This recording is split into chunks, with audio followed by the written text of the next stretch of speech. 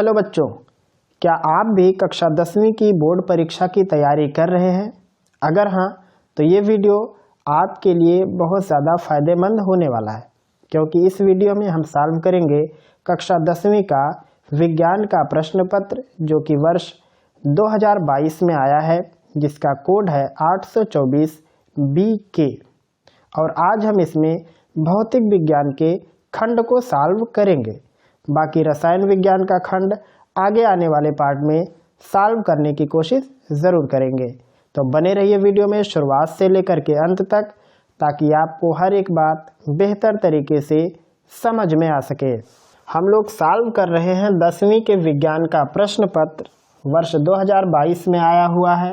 दूसरा सेट है 824 BK, ये प्रश्न पत्र का कोड है। और हम पहला पार्ट, जिसे खंड का भी कह सकते हो या खंड आ भी कह सकते हो, वो हम सॉल्व करेंगे, यानी भौतिक विज्ञान का खंड हल करने की कोशिश करेंगे।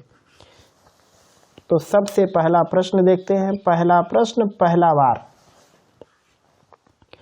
प्रश्न है 20 सेंटीमीटर फोकस दूरी वाले उत्तल दर्पण के सामने 20 सेंटीमीटर की दूरी पर स्थित वस्तु का प्रतिबिंब बनता है।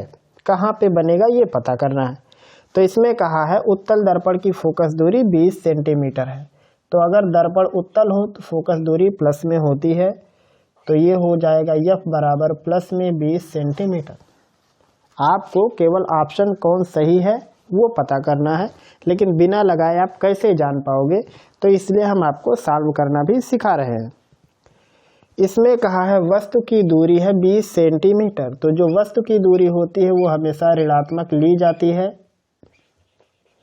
अब प्रतिबिंब की दूरी निकालनी है, यानी V की वैल्यू क्या होगी ये निकालना है। तो लिखोगे दर्पण सूत्र से, दर्पण सूत्र से। लेंस फार्मूला नहीं लगाना है, यहाँ पे दर्पण फार्मूला लगाना है। फार्मूला होता है दर्पण का 1/F equal 1/V plus 1/U। सारी वैल्यू रखने के बाद या आपको V निकालना है तो V की जगह पे आप लिख सकते हो 1/F minus 1/U। 1/V equal होगा, F की वैल्यू है 20 और U की वैल्यू है माइनस में 20, यहाँ पे रखा हुआ है। ये माइनस माइनस मिलके प्लस हो जाएगा, तो आएगा 1/20 प्लस 1/20, या आपको मिलने वाला है 1/V इक्वल 2/20 या 1/10, या आप निष्कर्ष पे पहुंचोगे कि V की वैल्यू है 10 सेंटीमीटर। और ये प्लस में है, आप चिन्ह ध्यान देना, U की साइन माइनस में है, मतलब वस्तु अगर सामने है तो प्रतिबिंब पीछे है। अगर इसका भी माइनस आता तो जिधर वस्तु उसी साइड में प्रतिबिंब भी होता। अब चलते हैं ऑप्शन पर।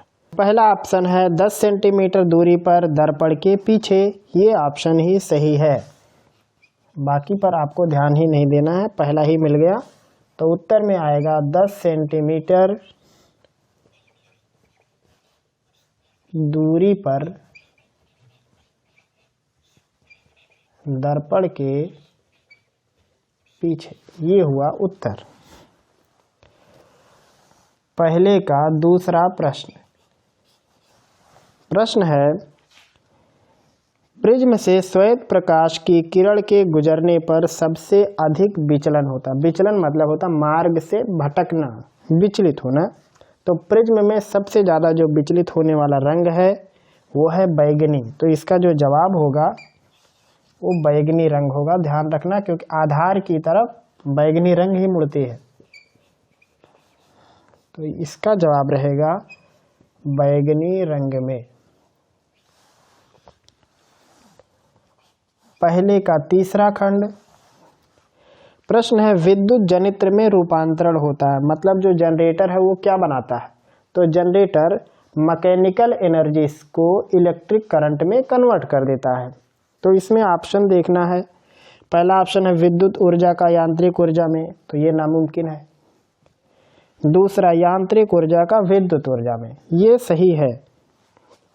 तो इसका जो जवाब रहेगा जनरेटर वाले का, ये दूसरा जवाब आएगा इसका यांत्रिक ऊर्जा का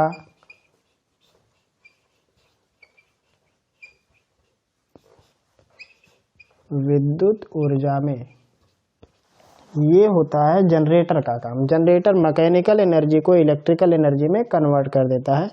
तो इस टाइप से आपके सॉल्व होते हैं क्वेश्चन नंबर 1 के फर्स्ट, सेकंड और थर्ड पार्ट। उम्मीद है आपको प्रश्न समझ में आ रहे होंगे। कोई भी डाउट होगा तो आप हमें ज़रूर बताएंगे। अब देखते हैं आगे क्या है। एक और है, पहले का चौथा ऑप्शन। प्रश्न है 220 वोल्ट 100 वाट। कोई बल्ब है, उस पर लिखा हुआ है 220 वोल्ट और 100 वाट। अब अक्सर ऐसे बल्ब मार्केट से गायब हो गए हैं। किसी बल्ब में ये लिखा हुआ है, अभी भी आते हैं लेकिन इनका ज़्यादा इस्तेमाल नहीं करते, बहुत ज़्यादा ये लोग एनर्जी लॉस करते।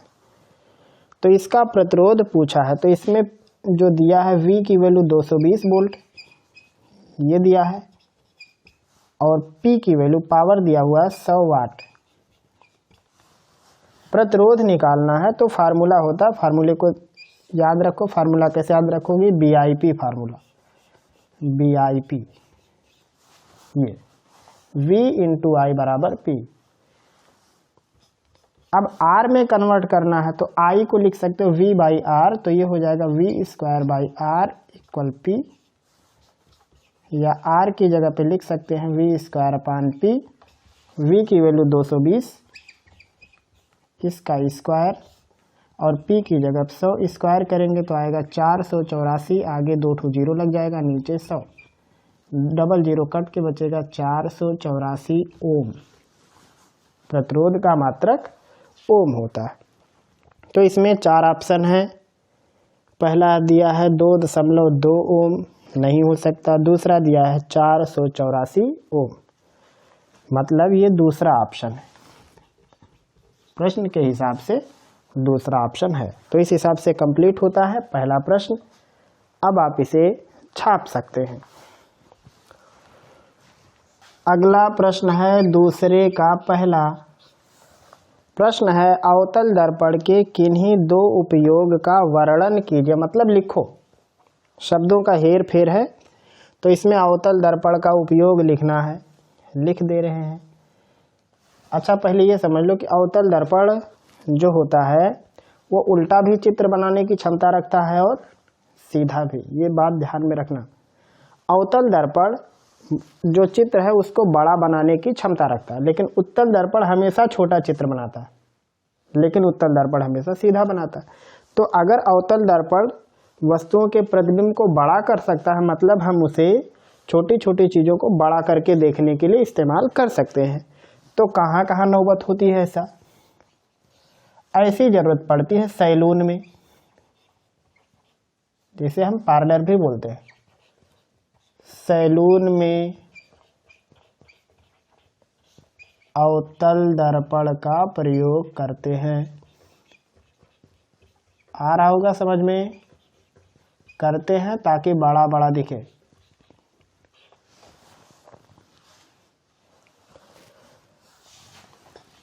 और कहाँ करते हैं? अभी बहुत से इसके यूज हैं।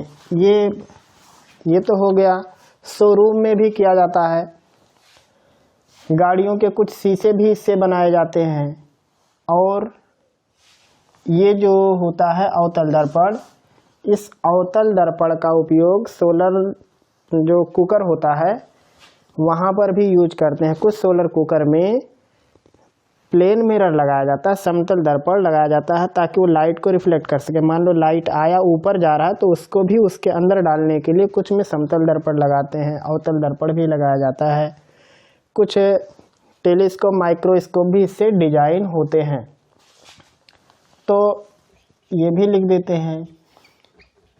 शोरूम में भी इनका उपयोग होता है। और कहाँ इनका इस्तेमाल करते हैं? गाड़ियों के शीशों में। अभी गिनाए तो इसे ढेर सारे, न जाने कितने आएंगे, बहुत जगहों पर यूज होता है। अगला है दूसरे का तीसरा खंड। तीसरा नहीं, सॉरी, दूसरे का दूसरा खंड। दीर्घ दृष्टि दोष क्या है? दूर दृष्टि दोष कहने का मतलब होता है जब आपको दूर की चीजें नजर आए। हम यहाँ उत्तर लिख देते हैं शब्दों में ताकि आप लिख सको। लिखोगे जब कोई व्यक्ति, बच्चा कुछ भी, जब कोई व्यक्ति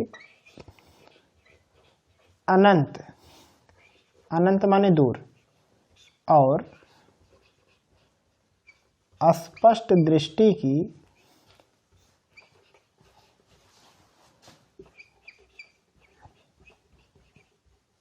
न्यूनतम दूरी के बीच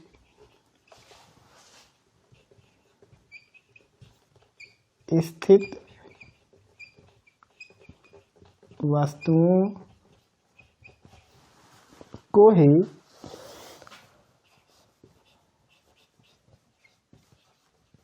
स्पष्ट रूप से देख पाता है,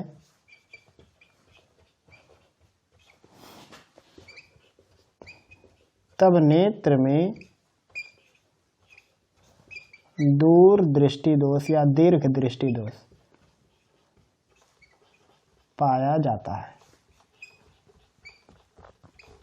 इसको और भी आसान शब्दों में लिख सकते हो कि यदि नेत्र का दृष्टिपरास जो रेंज है वो इन्फिनिटी और LDDV, least distance of distinct vision, अगर उसके बीच का रेंज है तो उसे हम दूर दृष्टि दोष की कैटेगरी में रखते हैं। फिर इसमें कहा है इसका निवारण कैसे करते हैं, तो इसका निवारण करते हैं उत्तल लेंस लगा के। चित्र भी बनाते हैं, समझाएंगे आपको। देखो, एक बना रहे हैं दोष युक्त आंख और एक बनाएंगे दोष मुक्त। वैसे आंख का दोष खत्म नहीं होता, अगर चश्मा उतार दिए तो फिर से वही बुराई आ जाएगी। तो लेंस लगा के एक्सटर्नल तरीके से इमेज को ले जाके रेटिना पर फोकसित कर देते हैं ताकि नजर आए। बस ये है, देखो, हर आंख के बगल में एक, बगल में क्या, समीप में एक पॉइंट होता है जहां से उसकी दूरी को कहते हैं स्पष्ट दृष्टि की न्यूनतम दूरी। एक जो स्वस्थ आंख होती है उसके लिए 25 सेंटीमीटर मानते हैं। तो ये मान लो वो पॉइंट है कि अगर इसके करीब कर दिए तो नजर नहीं आएगा। और एक है इन्फिनिटी, अगर इसके बीच में वस्तु है और ये आंख देखे तब इसे कहेंगे दूर दृष्टि दोष। मतलब लीस्ट डिस्टेंस और इन्फिनिटी के बीच में कहीं पर भी वस्तु को रखो तो वो जाके रेटिना पर फोकसित हो जाता है। लेकिन अगर यहाँ से इसके करीब स्पष्ट दृष्टि की न्यूनतम दूरी से और थोड़ा सा आगे कर दो, जैसे 25 मान लो है और 20 पे ही करके देख रहे हैं तो नहीं दिख रहा है। तो यहाँ पे मान लो कोई वस्तु है, यहाँ इसको देख रहे हैं ऐसे करके, तो ये वाला जो है ये रेटिना पर चित्र नहीं बनना है, ये थोड़ा पीछे जाके चित्र बनता है ऐसे करके। तो अब इससे बचाने के लिए क्या करते हैं, यहाँ इसके आगे के तो सारे प्रतिबिंब जाके रेटिना पर बनते हैं, लेकिन लीस्ट डिस्टेंस ये वाला और आंख के बीच में अगर वस्तु आती है तो प्रतिबिंब रेटिना पर नहीं बनता। अब इसे बनाना है तो कैसे बनाया जाता है, ये मान लो रेटिना है, यह है least distance of distinct vision. तो चश्मा पहन लेते हैं। अब चश्मा कहाँ होता है, इसके बीच में होता है, एकदम लगभग सटा के मान लो, थोड़ा सा करीब में लगा होता है उत्तल लेंस। अब अगर मान लो यहाँ पे वस्तु है तो ये सबसे पहले पड़ता है इस उत्तल लेंस पे। इसका काम होता है थोड़ा सा किरणों को मोड़ना, थोड़ा सा किरणों को मोड़ दी तो अब आँख को ऐसा लगेगा कि लाइट यहाँ से नहीं आ रही। बात समझने की कोशिश करना, नेत्र को लगेगा कि लाइट यहाँ से नहीं आ रही, बल्कि इसको थोड़ा पीछे खींचो तो लगेगा कि लाइट यहाँ से आ रही है। और आँख में यही प्रॉब्लम था कि जब वस्तु D और इन्फिनिटी के बीच में था तो वो देख लेता था। तो इस चश्मे ने क्या किया, डी और नेत्र के बीच में यानी स्पष्ट दृष्टि और आँख के बीच की दूरी की जो वस्तु है उसका प्रतिबिंब ये ले जाके छोड़ दिया डी और इन्फिनिटी के बीच में। अब आँख बड़े आराम से इसको देख पाता है। अब इसका प्रतिबिंब जाके रेटिना पर बनता है।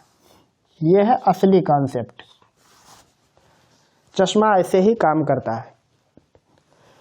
जो प्रतिबिंब रेटिना से पीछे जाके बन गया था, चश्मा क्या करता है, सबसे पहले एक प्रतिबिंब बनाता है अनंत और स्पष्ट दृष्टि की न्यूनतम दूरी के बीच। अब आँख से ये पहला वस्तु है और इस वस्तु का ये इमेज है आई। तो जो आँख है वो लेंस के द्वारा बनने वाले प्रतिबिंब को देखता है और ले जाके रेटिना पर एक इमेज बना देता है। तो यहाँ पे सवाल में कहा था कि इसका निवारण कैसे करते हैं, तो यहाँ पे लिखेंगे दूरदृष्टि दोष के निवारण के लिए उपयुक्त क्षमता, मतलब जैसी जरूरत हो, ये नहीं कि किसी का चश्मा उठा के पहन लिया। उपयुक्त क्षमता का उत्तल लेंस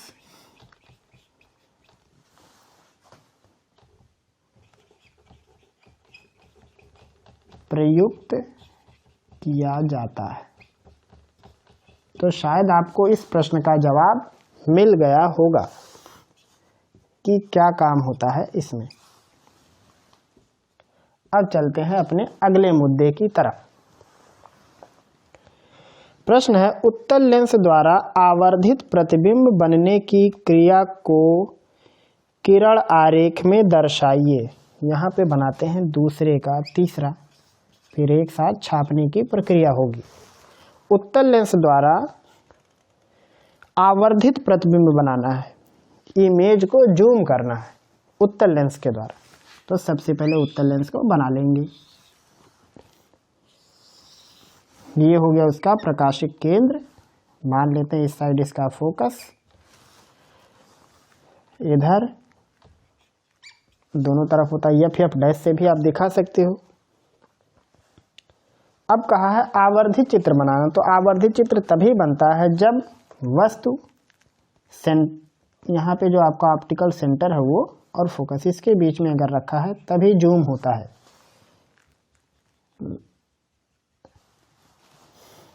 और भी है इसमें, चूंकि लिखा नहीं है आवर्धित प्रतिबिंब बनने की क्रिया, सॉरी इसमें लिखा है आवर्धित प्रतिबिंब, एक चीज नहीं लिखा, आभासी आवर्धित करना है या वास्तविक। तो हम आभासी बना देते हैं, वास्तविक भी आप समझ सकते हो।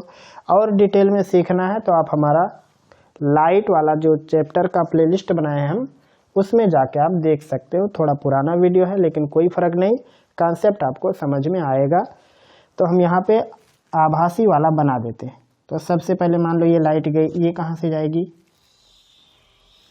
फोकस से। कोई भी आपको दो लाइन खींचना रहता है, एक लाइन मान लो आपने बना दिया ऑप्टिकल सेंटर से, तो ये इस साइड में ज़्यादा फैल जाएगी, इसको पीछे लोगे तो ये कहीं पे एक आभासी इमेज बना के देगा। तो इसको कहते हैं आवर्धित चित्र। तो सवाल में कहा था क्रिया को समझाइए। तो आपको इसमें जितने भी लाइन आपने बनाए हैं सारे लाइनों के बारे में आप चाहो तो लिख सकते हो। लिखोगे जब वस्तु उत्तल लेंस के प्रकाशिक केंद्र और फोकस दूरी के बीच में स्थित होता है तब उस वस्तु का आभासी प्रतिबिंब वस्तु की ही तरफ सीधा और बड़ा बनता है, वस्तु की ही तरफ सीधा और बड़ा बनता है और ये आभासी इमेज होता है। तो ये है आपके दूसरे का तीसरे प्रश्न का जवाब, आप इसे छाप सकते हैं।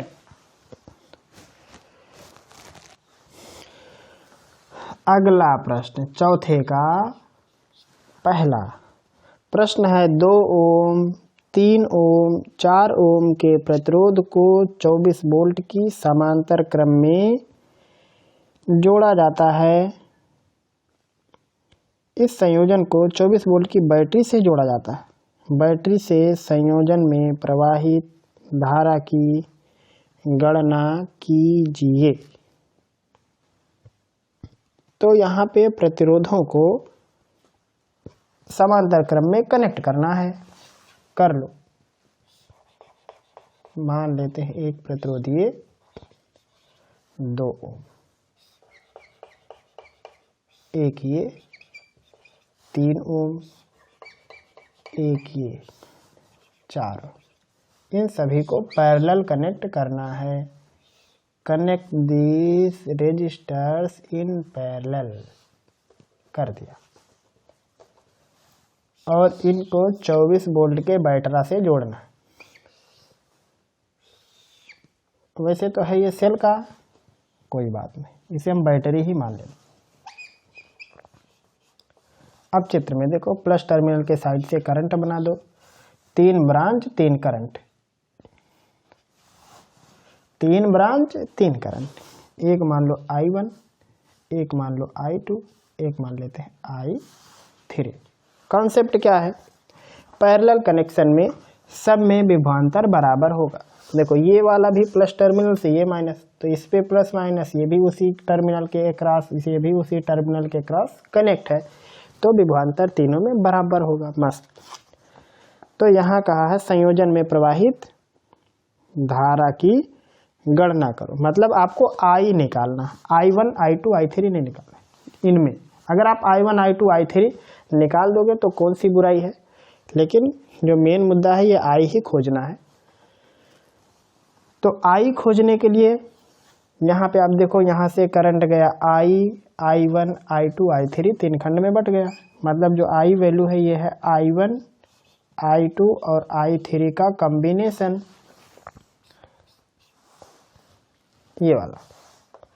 तो I बराबर होगा I1, I माने V/R, तो ये हो जाएगा V, इसमें भी V वोल्ट, इसमें भी V वोल्ट, इसमें भी, तो हो जाएगा V/R1। एक होगा V/R2, एक होगा V/R, किसी को भी R1 R2 R3 मान सकते हो। तो I बराबर V/24, सब में 24 है कॉमन, 1/2 धन 1/3 धन 1/4, एलसीएम सबका 12 होगा। यहाँ पे 6 से गुणा, इसमें 4 से, इसमें 3 से, 6 4 3 बटे में 24, 4 3 7 6 13, 24 नहीं सॉरी 12 रहेगा, 4 3 7 7 6 13, 12 से कट जाएगा, 12 में 24, 2 गुणे 13 बराबर 26 एम्पियर। संयोजन में प्रवाहित धारा है 26 एम्पियर। चाहो तो कुल पे निकाल सकते हो, इसमें कितना है, इसमें I1 निकालना खटाक से, V/R1 24/2, ये वाला 24/2 कर दोगे 12 एम्पियर, 24/3 कर दोगे 8 एम्पियर, 24/4 कर दोगे 6 एम्पियर, तो 12 8 20, सॉरी 4 6 24, यहाँ आएगा 6, 3 8 24 और 2 6 12 दूनी 24। तो इस हिसाब से आप जोड़ोगे तो 24 वोल्ट यहाँ पे बन जाएगा, और जो करंट बनेगा वो 26 एम्पियर ही आएगा। आप यहाँ पे निकालोगे, अगर आपको I1 निकालना है तो I1 आएगा V/R1, यानी 24 बटे, मान लो ये है I1 वाला सर्किट, तो ये आएगा 6 एम्पियर। आप I2 निकालोगे तो आएगा 24/3 8 एम्पियर।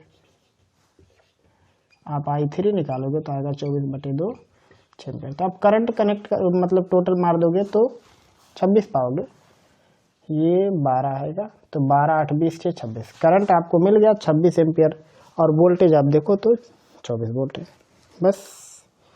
और कोई इसमें फालतू काम नहीं करना था, तो इसमें निकालना था बस यही उटपटांग काम।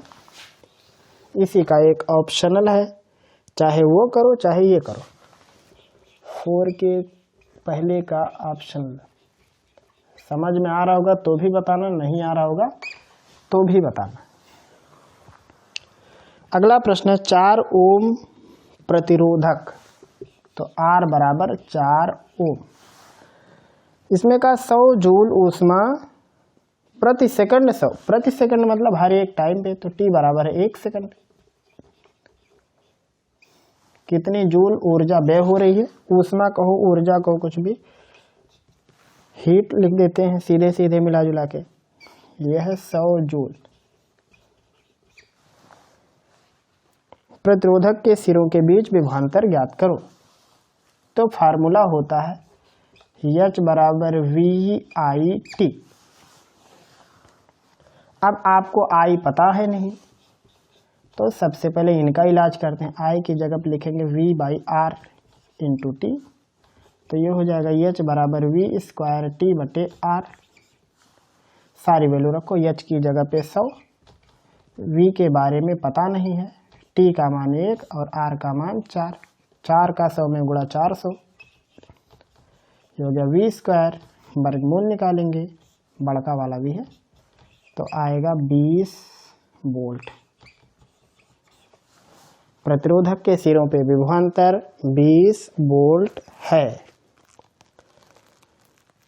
और भी सवाल है, चलो इसे लगा लो फिर उसे निपटाते हैं। अगला प्रश्न तीसरे का दूसरा खंड। प्रश्न है प्रकाश के परावर्तन के नियम लिखो। दो नियम है, एक है आपतन कोण और परावर्तन कोण बराबर होता है। पहला नियम फिर से सुन लीजिए, आपतन कोण और परावर्तन कोण बराबर होता है। दूसरा नियम, आपतित किरण, परावर्तित किरण और आपतन बिंदु पर अभिलंब तीनों एक ही तल में होते हैं। ये नियम है।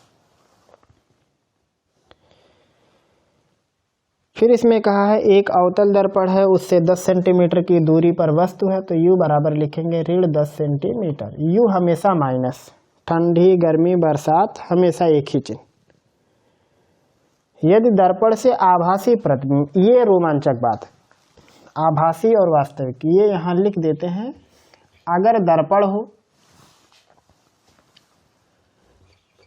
तो आभासी का मतलब होता है V का चिन्ह प्लस रहेगा, प्लस चिन्ह के साथ V की वैल्यू रहेगी।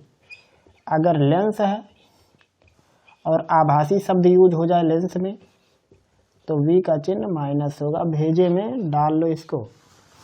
दर्पण में आभासी मतलब V का साइन प्लस, लेंस में आभासी मतलब V की साइन माइनस। तो इसमें कहा है वही चीज, यदि दर्पण से आभासी प्रतिबिंब 20 सेंटीमीटर की दूरी पर बनता। अब अगर आभासी बन रहा है तो V का चिन्ह प्लस रहेगा दर्पण में। दर्पण की वक्रता त्रिज्या बताओ। तो सबसे पहले लिखेंगे दर्पण फार्मूली।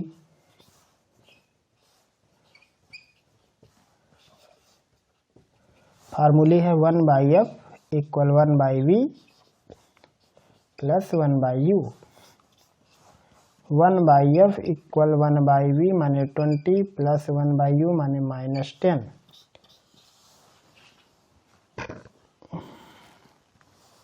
तो ये होगा 1/F इक्वल, हर बराबर करेंगे तो 2 से गुणा हो जाएगा, तो हो जाएगा 1/F -2/20 या 1/F बराबर -1/20 या यह बराबर आएगा माइनस में 20 सेंटीमीटर।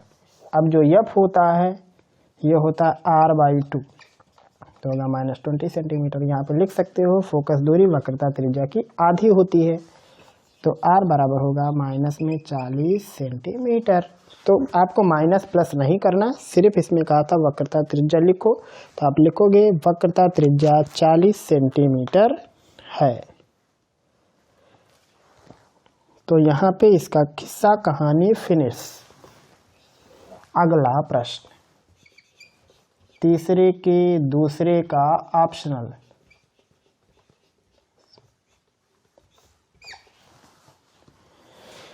प्रश्न है एक प्रिज्म से प्रकाश के अपवर्तन की क्रिया चित्र द्वारा समझाइए। आपतन कोण, विचलन कोण चित्र में दिखाओ। तो दो चित्र बना देते हैं समझाने के लिए। एक चित्र बनाते हैं श्वेत किरण कैसे किरणों को बांटती है। मान लो बाहर कोई भी मीडियम मान सकते हो, बाहर का मीडियम डेंसर भी सघन भी हो सकता है, विरल भी हो सकता है। जैसे मान लो प्रिज्म को पानी में डुबा दो और पानी का अपवर्तनांक ज़्यादा हो, अगर ऐसा मान लो कोई पानी है तो ये सघन हो जाएगा, ये विरल हो जाएगा। प्रिज्म हवा में पड़ा है तो बाहर विरल माध्यम, अंदर सघन माध्यम, फिर विरल माध्यम, इस टाइप की कैटेगरी होगी। तो हम अभी ऐसा मान रहे हैं कि प्रिज्म के इधर भी हवा है, इधर भी हवा है, लाइट जाएगा ऐसे, यहाँ पे फटाक से बनेगा अभिलंब, तो यहाँ से गया श्वेत किरण। एक बार जरूर परीक्षा देने से पहले जरूर मेरा फिजिक्स का सारा प्लेलिस्ट चेक करके जाइएगा, 100% गारंटी है पूरा फुल मार्क्स आ जाएगा। तो ये यहाँ से अभी अभिलंब की ओर झुकेंगी ऐसे, तो किताब में लिखा रहता 7 लाइन, जरूरी नहीं है, वो 7 ऐसी है जिसे हम आसानी से पहचान लेते हैं, बाकी ना जाने कितने रंग की किरणें निकलती हैं। अब फिर यहाँ पे बनेगा अभिलंब, सब पे अभिलंब बनेगा, वो हम मिटा देते हैं नहीं तो लाइन ज़्यादा बन जाएगा। तो अब अभिलंब बनेगा, एक तो समझा दे रहे हैं, देखो ये अभिलंब बना। तो अब किरणें जब सघन से विरल में जाती हैं तो क्या होती हैं, अभिलंब से थोड़ी दूर हटती हैं, तो ये इधर ऐसे सभी लोग मोड़ती हुई चली जाती हैं। सबसे नीचे बैगनी होता है, कब, जब बाहर का माध्यम विरल होता, और सबसे ऊपर लाल होता है। तो ये है प्रिज्म द्वारा अपवर्तन। अगला फिगर बना देते हैं यहाँ पे, इसमें कहा है आपतन कोण, अपवर्तन कोण, फलाना कोण।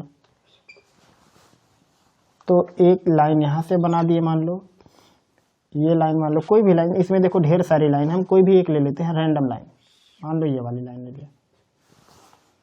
ये एक रंगी प्रकाश की किरण अगर है तो वो मान लो ये कंडीशन है, और अगर सफ़ेद रंग का है तो ढेर सारी लाइनें होंगी, कोई भी एक लाइन हमने इसमें से ले लिया, कोई भी 1 2 3 4 5 6 7 अनंत तक की लाइनें बनती है, लेकिन केवल 7 हम लोग पहचान पाते हैं, जो 7 कलर बैंड होते हैं आसानी से दिखते हैं। इसलिए ये मान लो यहाँ से लाइट गई ऐसे, तो ये अपने मार्ग से भटकी है, देखो ये जाने का मार्ग था, ये निकलने का मार्ग है, तो ये जो एंगल बनता है ये, इसे कहते हैं विचलन कोण, विचलन कोण लिखते हैं डेल्टा से।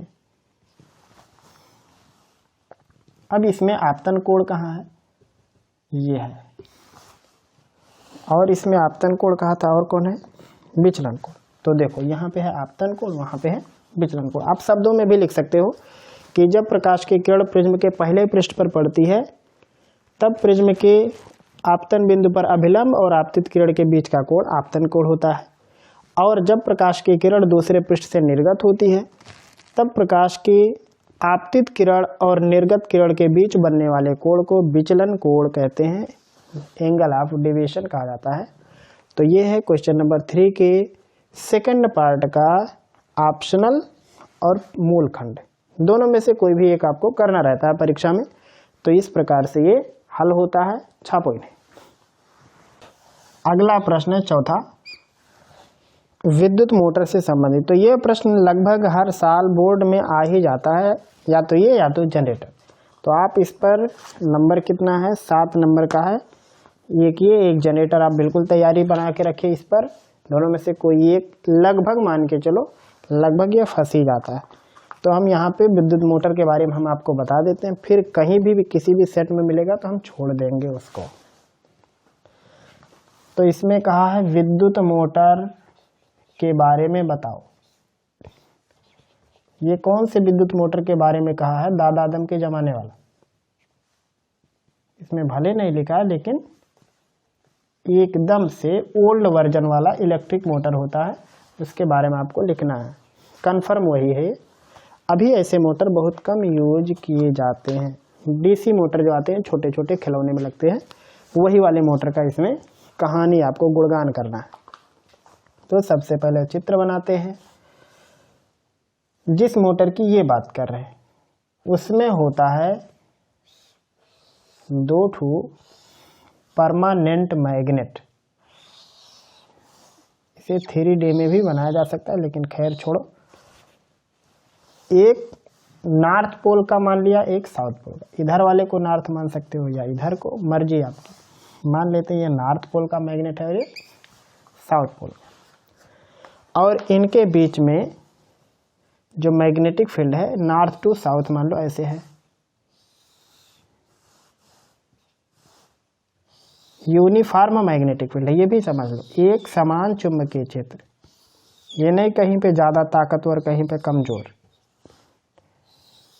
एक समान चुंबकीय क्षेत्र। नाद उत्तरी ध्रुव से निकलती है, दक्षिणी ध्रुव पे जाती है, ये आपको पता ही है। अब इसके अंदर किसी कुंडली को रखे हैं, कुंडली माने वायर, मान लो ये वायर का एक राउंड है, वैसे तो ढेर सारे लपेटे होते हैं, लेकिन ये मान लेते हैं वायर का एक राउंड। अभी सारी कहानी आपको समझ में आ जाएगी। ये है चित्र, और ये जो है ये वायर हकीकत में क्या होता है, किसी चीज़ के ऊपर लपेटा होता है, ये उसके ऊपर ऐसे लपेटा रहता है, तो ये जब घूमता है, राड जब घूमता है तो ये उसमें घूमता है, या कह सकते हैं वायर के घूमने से राड घूमता है। अब ये जो होता है ये बाहर निकलता है तो इधर लगा रहता है कार्बन ब्रुश, जिसे हम बोलचाल की भाषा में सिर्फ कार्बन कहते हैं, वो लगा रहता है इधर। और यहाँ पे स्लिप रिंग 2 ठो लगी रहती है, और दोनों स्लिप रिंग आधी आधी होती है, मतलब एक पूरा छल्ला होता है तो पूरा छल्ला 2 हिस्सों में कटा रहता है, मतलब कोई रिंग हो उसको 2 हिस्सों में तोड़ दो तो वो शाफ्ट पर बैठाया जाता है। तो हमें उसके मैकेनिकल पार्ट को नहीं ध्यान देना है, केवल इलेक्ट्रिकल सिस्टम पढ़ना है।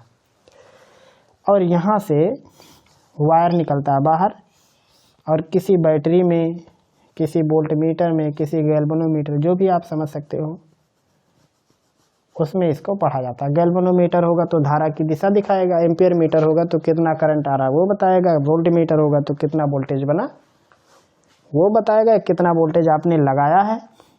अगर ये जनरेटर है, ध्यान दो, दोनों एक है, एक जनरेटर मोटर दोनों एक सिस्टम पर होते हैं। जनरेटर से करंट बाहर आता है, मोटर में करंट यूज करते हैं। तो मान लो ये हमने करंट यूज करा ऐसे। अब हम आपको इसकी कहानियाँ सिखाते हैं। ये तो हो गया पूरा चित्र। नाम लिख सकते हो यहाँ पे, सेल या बैटरी या विद्युत विभवांतर का सोर्स। ये है कार्बन ब्रश, इसे आप चेंज कर सकते हो। ये लगा रहता है, उस पर केवल पकड़ के चलता है, बाद में इसको निकाल के बदला जा सकता है। और यहाँ पे होती है स्लिप रिंग, स्लिप रिंग बीच में से कटी होती है, फिर एक एक स्लिप रिंग से वायर कनेक्ट होता है, और ये कुंडली के रूप में होती है। अक्सर आयताकार होती है, लेकिन व्यवहारिक रूप में देखो तो आयताकार स्ट्रक्चर में नहीं मिलता है। ये इस टाइप की कॉइल लपेट के मिलती है, लगभग इस टाइप से, अगर व्यवहारिक जीवन में देखो तो जब इसमें विद्युत धारा जाती है, मान लो ये करंट गया यहाँ से यहाँ, यहाँ से यहाँ, यहाँ से पहुँच गया यहाँ, ये मान लो करंट का डायरेक्शन है, ऐसे गया, ऐसे निकल के आ गया। नाम लिख देते हैं लूप का, मान लो ये लूप है ABCD। तो अब ध्यान देना, इसमें जब इसमें करंट जाएगी तो अब यहाँ पे आता फ्लेमिंग का नियम। आप दाएं हाथ का हथेली का नियम लगा सकते हो या लेफ्ट हैंड रूल। तो दाएं हाथ का नियम क्या कहता है कि अगर किसी भी चालक में विद्युत धारा बह रही हो और आप धारा की दिशा में अंगूठा रखो और चुंबकीय क्षेत्र की दिशा में उंगलियां, तो जो तल होता है ये तल चुंबकीय बल को प्रदर्शित करता है। मतलब जैसे इसमें करंट जाएगा तो इस मैग्नेट की वजह से इस पे एक इंटरनल फोर्स लगेगा भीतर की तरफ, और इस पे फोर्स लगेगा ऊपर की तरफ। चाहे तो आप उंगली से भी चेक कर सकते हो। उंगली से कैसे चेक करना है, ये है F, ये है B, ये है I। इसको करंट के डायरेक्शन में, इस उंगली को, इसको चुंबकीय क्षेत्र की डायरेक्शन में। तो आप देखो चुंबकीय क्षेत्र ये है, करंट ऊपर, तो ये अंगूठा अंदर, तो इस पे नीचे की तरफ बल लगता है, इस पे ऊपर की तरफ। तो ये ऐसे घूमता है, मतलब AB भाग नीचे जाएगा और CD भाग उठेगा। तो अब जैसे ही AB भाग नीचे जाएगा और CD भाग उठेगा, तो अब ये देखो ये कार्बन से अटैच है, ये वाले, तो जैसे ये आधा राउंड लगाएगा तो CD इसे छोड़ के इससे टच हो जाएगा। ये वाला जो है ये हिस्सा जैसे घूमेगा तो ये हिस्सा ये ऐसे होता है। हकीकत में स्लिप रिंग की डिजाइन ऐसे होती है, ये ऐसे देखो स्लिप रिंग ऐसे, कोई बेयरिंग समझ लो, उसको बीच में से काट दो, तो ये यहाँ से वायर निकल के से गया होता है, तो जैसे ही आधा राउंड लगता है तो वो खिसक के यहाँ से इस पे आता है और ये खिसक के यहाँ से वहाँ जाता है। ऐसा होने का फ़ायदा क्या है, जब CD वाला भाग इधर आएगा तो अगर मान लो ये नहीं खिसकता, ये कंप्लीट रिंग अगर होती ये नहीं खिसकता तो क्या होगा, तो CD में करंट नीचे की तरफ होता और नीचे की तरफ है तो बल ऊपर लगता, तो ये वाला हिस्सा यहाँ से फिर वापस रिवर्स घूम जाता। अगर करंट नीचे है तो बल ऊपर है, इसकी वजह से अगर यहाँ पे स्लिप रिंग कटी नहीं होती तो यहाँ आधा चक्कर आने के बाद CD वापस पलट के चला जाता, तो उसमें दोलन शुरू हो जाता। उससे बचने के लिए इसमें स्लिप रिंग का 2 हिस्सा लेते हैं। कोई भी सर्कुलर रिंग होती है मेटल की, उसको कट करके लगाया जाता है दोनों को। अब बाकी इसका मैकेनिकल पार्ट अलग है कि कैसे लगाते हैं, तो बीच में इंसुलेटर होता है, शाफ्ट के ऊपर उसको सेट कर देते हैं। तो ये है इसका मैकेनिक। जैसे AB वाला भाग नीचे जाता है, CD वाला भाग ऊपर आता है, तो तुरंत स्लिप रिंग के एक कार्बन से हट करके वो वाली वायर दूसरे स्लिप रिंग पर अटैच होती है। और अब धारा की दिशा, जो धारा की दिशा C से D की तरफ है, आधे चक्कर के बाद धारा की दिशा D से C हो जाती है और इधर धारा की दिशा B से A हो जाता है। तो ये है विद्युत मोटर का सिद्धांत। आपको लिखना कैसे है परीक्षा में, सबसे पहले लिखना संरचना।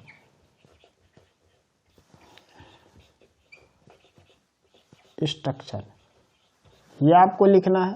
संरचना में क्या लिखोगे, लिखोगे विद्युत मोटर में 2 क्षेत्र चुंबक और यस होते हैं, परमानेंट मैग्नेट, और इनके बीच में एक आयताकार कुंडली ABCD होती है। इस आयताकार कुंडली को 2 स्लिप रिंग से जोड़ते हुए कार्बन ब्रश की सहायता से विद्युत विभवांतर वाले सोर्स से जोड़ दिया जाता है या स्रोत से कनेक्ट कर देते हैं। बस संरचना में केवल इतना ही लिखना है।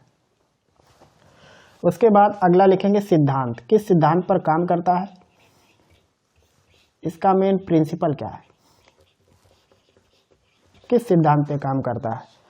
तो ये काम करता है, अगर किसी धारावाही चालक को चुंबकीय क्षेत्र में रखो तो चुंबकीय क्षेत्र उस पर एक चुंबकीय बल लगाता है। मतलब ये चुंबकीय बल सिद्धांत पर काम करता है, ये वाला। उसके बाद बारी आएगी कार्यविधि। 3 स्टेप में आपको इसे लिखना है और 7 नंबर का है ये, परीक्षा में 7 नंबर का। ये या तो जनरेटर, दोनों में से कोई भी आता है, 7 नंबर का होता है। वर्किंग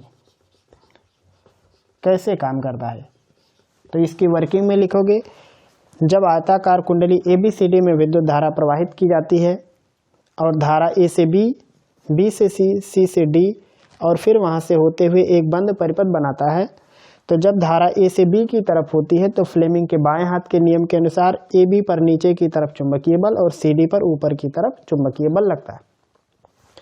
और जैसे ही आधा चक्कर पूर्ण होता है तुरंत स्लिप रिंग की सहायता से CD वाला भाग दूसरी तरफ और AB वाला भाग दूसरी तरफ कनेक्ट हो जाता है, जिससे अब नई धारा D से C की तरफ और B से A की तरफ बहती है। मतलब ये B वाला हिस्सा यहाँ आ जाएगा, जिसकी वजह से पूर्ण चक्कर लगता रहता है, यानी रोटेशन इसका बना रहता है। ये तो होगा इसका तरीका। आप सुझाव लिख सकते हो। सुझाव, जो आज का मोटर है उस मोटर में इस मोटर में क्या अंतर है। आज के दौर के जो मोटर होते हैं अक्सर जो प्रत्यावर्ती धारा पर चलते हैं उसमें N और S की जगह पे यहाँ भी कुंडलियाँ प्रयोग की जाती हैं, जो समय रहते N से S की तरफ मैग्नेटिक फील्ड को बनाए रहते हैं। दूसरा सुझाव इसमें यह है कि अगर एक से ज़्यादा फेरे यूज किए जाएं, इसमें चक्करों की संख्या ढेर सारी होगी, तो यहाँ पे ढेर सारा मैग्नेटिक फ्लक्स अंदर होते हुए जाएगा, तो ये और ज़्यादा तेज़ी से या और ज़्यादा बेहतर तरीके से घूम सकता है। इसका ऑप्शनल है, वो भी देख लो। ऑप्शनल वाले में कहा है विद्युत चुंबकीय प्रेरण पर बात हुई है, विद्युत चुंबकीय प्रेरण, इलेक्ट्रोमैग्नेटिक इंडक्शन, इसके बारे में पूछा गया है कि क्या होता है। 2 समीपवर्ती कुंडलियां हैं तो उनमें धारा कैसे प्रवाहित होती है, कैसे प्रेरित धारा उत्पन्न होती है, इस टॉपिक पे। तो विद्युत चुंबकीय प्रेरण का मतलब होता है अगर किसी एक कॉइल के चुंबकीय फ्लक्स को परिवर्तित करें और उसके समीप रखी हुई कॉइल में चुंबकीय फ्लक्स में परिवर्तन के कारण से ईएमएफ उत्पन्न हो जाए, यानी विद्युत वाहक बल उत्पन्न हो जाए, तो ऐसी घटना को कहते हैं विद्युत चुंबकीय प्रेरण। यानी एक कुंडली में चुंबकीय फ्लक्स बदलने से दूसरी कुंडली में प्रेरित विद्युत वाहक बल उत्पन्न होने की घटना को चुंबकीय प्रेरण की घटना कहते हैं। ये घटना कैसे होती है? मान लो एक लूप है, इस लूप के करीब में मान लो एक लूप आपने रखा, तो जब इसमें करंट जाएगा तो इस करंट की वजह से एक मैग्नेटिक फील्ड बनेगा। यहाँ पे ऐसे चुंबकीय फ्लक्स अंदर घुसेंगी, फिर सामने से निकल के फिर अंदर जाएंगी, तो सारी चुंबकीय फ्लक्स रेखाएं इस छोटे वाले लूप से भी होती जाएंगी। तो नियम होता है कि अगर कोई भी कुंडली किसी चुंबकीय फ्लक्स में स्थित है या चुंबकीय क्षेत्र में स्थित है, तो उसमें एक प्रेरित विद्युत वाहक बल उत्पन्न हो जाता। वही घटना यहाँ पे विद्युत चुंबकीय प्रेरण है। अगर आपको गहराई से सीखना है, थोड़ा आप समय देख सकते हैं इसमें, तो आप देख सकते हैं हमारा एक वीडियो है म्यूचुअल इंडक्शन पर, क्योंकि और अगर हम यहाँ पे डीपली सिखाने लगे तो बहुत बड़ा वीडियो बन जाएगा। तो आप ये देख सकते हो, प्लेलिस्ट है म्यूचुअल इंडक्शन चुंबकीय प्रेरण, पूरा 8 या 9 वीडियो है इस पर, वहाँ से जाके आप इसको एकदम अच्छे तरीके से सीख सकते हो। तो यहीं पर समाप्त होता आज का सेशन, जिसमें हमने भौतिक विज्ञान के खंड को सॉल्व करने की कोशिश की है। उम्मीद है कि आपको हर एक बात समझ में आ गया होगा। कोई भी कन्फ्यूजन हो तो बताने की कोशिश कीजिए, हम सुधार करने की कोशिश ज़रूर करेंगे। फिर मिलेंगे हम लोग जल्द ही अगले सेशन में।